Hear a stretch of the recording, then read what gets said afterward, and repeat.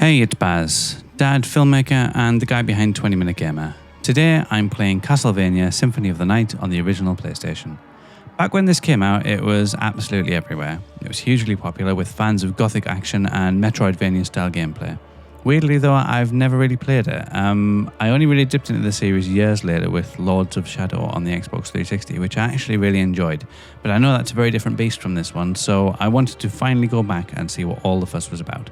If you're new to the channel, here at 20 Minute Gamer, I review just the first 20 minutes of a game to see if it's really worth your time, especially if, like me, you don't have hours to sink into every tile and just want to enjoy what little time you have to play. Castlevania Symphony of the Night was developed and published by Konami and released in 1997. It was a bit of a turning point for the series, blending side-scrolling action with RPG elements and a sprawling, non-linear castle to explore. It didn't do massive numbers at launch, but over time it's become one of the most beloved PlayStation games of all time, largely credited with defining the Metroidvania genre alongside, well, Metroid. Story. There's no skipping cutscenes here, trust me, I tried. So you got a lot of story up front, but ironically it still feels a little bit vague. There's a brief playable intro where Richter Belmont fights Dracula. This is no spoilers here, it's literally in the first 60 seconds of the game. And then we get hit with a Star Wars style text credit crawl dumping 4 years of backstory about Richter disappearing and Dracula's castle reappearing. You then take control of a character called Alucard, and yes, that's Dracula backwards, subtle as ever, and set off to infiltrate the castle. What's really cool is you start off absolutely overpowered. You slice through monsters, sprint through hallways, you're basically a gothic John Wick. Then out of nowhere, death, yes, literally death, turns up and says nope, and strips you of everything. It's a brilliant little twist that sets the tone for the rest of the game. It's a simple premise, reclaim your powers and find out what happened to Richter, and battle whatever evil is behind Dracula's return. It's just a shame the storytelling up front is a little bit of a slog. Score 5 out of 10. Controls. The controls are fairly straightforward. There's the directional pad to move, jump button, square to attack. There's also a sort of power-up mode which makes you flash like you've just downed a Red Bull, although what exactly it does is a little bit of a mystery at first. It's definitely a game of its time, with the occasional fiddly platforming and a couple of awkward moments when trying to line up attacks or jumps, but it's all very responsive once you get going. It's got that snappy arcadey feel. You're not really introduced to any new mechanics in the first 20 minutes beyond your basic slash and jump, so if you're looking for gameplay innovation right out the gate, you're not going to find it here. Score 6 out of 10. Atmosphere. This is where the game really starts to show its fangs. I wasn't expecting it to be as immersive as it is. Despite the age, the gothic horror theme oozes from every corridor. The castle is full of atmosphere. There's monsters, flickering torches, ornate statues, and endless stone hallways that feel like they've been rotting in moonlight for centuries. It's not really scary, it's not trying to be, but it really nails that spooky but fun vibe. The soundtrack, the moody colour palette, and the monsters hiding in every corner make for a surprisingly rich world. It's a joy to explore, even if you're not quite sure where you're going yet.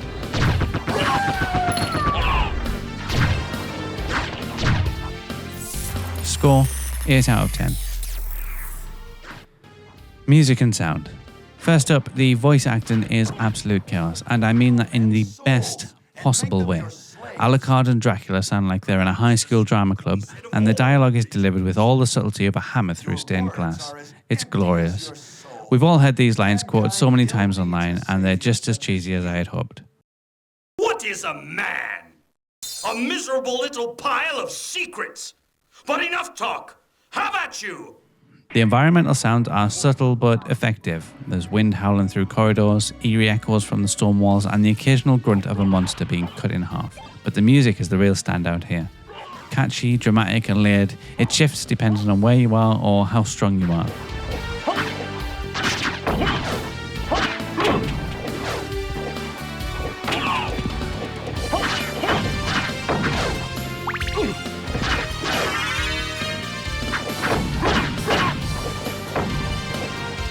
One moment you're stomping through a hallway and the next you're in a boss fight, and the drama is amplified by the music. It just really works and it's catchy as hell.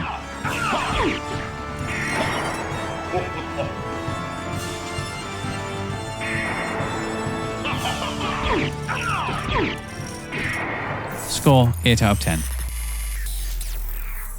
Graphics and style. This is a masterclass in 2D sprite work.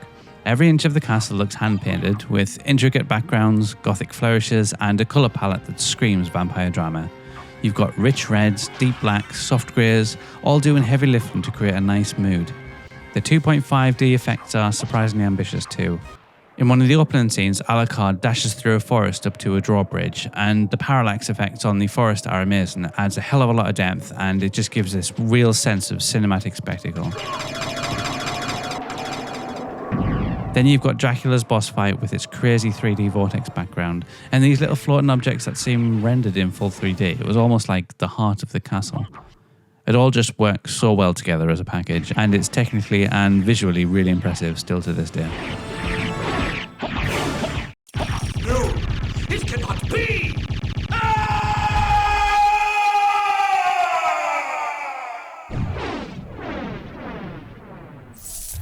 Score 7 out of 10.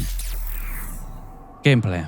This is where things are a little bit of a mixed bag. In the first few minutes, you're storming Dracula's castle like a pixelated superhero, taking out monsters left and right. It's almost too easy. And then, just as you start thinking this is pretty awesome, the game pulls the rug out and strips you of all your powers. The rest of the session from that point onwards did feel a bit sluggish. You go from being like Blade to feeling like a bloke in tights swinging a butter knife. Combat slows right down, the enemies take longer to kill, and suddenly those platforming sections feel a little bit more frustrating. Now, I know this is completely the point, to rebuild and earn your power back, but from a short session gameplay standpoint, it did deflate the excitement. Score, 6 out of 10. So what's my standout moment? Well, it's easily the Dracula fight at the start. You knock out his health bar and think, yeah, I've got him. And then boom, he morphs into a giant hell beast and the background dissolves into this crazy swirling, pulsing 3D vortex. The music blares, the lightning's flashing, the sound effects are cranked to 11, and this is all within the first 5 minutes. It did give me goosebumps actually, and it genuinely made me go, wow, I can't believe that this is on the PS1. I just wish I could have experienced it back in the day. No, it cannot be! Final verdict, is it worth 20 minutes? Look, I totally get why this game is so loved. It's stylish, it's memorable, and it's packed with character. But if you're only judging it based on the first 20 minutes, like I am, it's the whole point of the channel, then it's a little bit of a tease. It's almost like a trailer of what's to come. The opening boss fight is amazing, but then you're left wandering around the castle feeling weak and underpowered with little direction and some frustrating platforming. That said, I still think it's worth trying. It's iconic for a reason, and even if you don't commit to the full game, the first 10 minutes alone are enough to show you what all the fuss is about. Just don't expect it to fully hook you on gameplay alone, unless you've got the time to dig in and level up. Final score, 7 out of 10. So what do you think? Is Symphony of the Night still the gold standard for 2D action games, or is it just the nostalgia that's keeping the castle standing? Drop a comment and let me know what you think. If you enjoyed this review, do give it a like and please consider subscribing. I try to do these videos every week. If you're anything like me, you don't have hours and hours to sink into every game, and that's why I test whether a game can hook you in just those first 20 minutes. See you on the next one.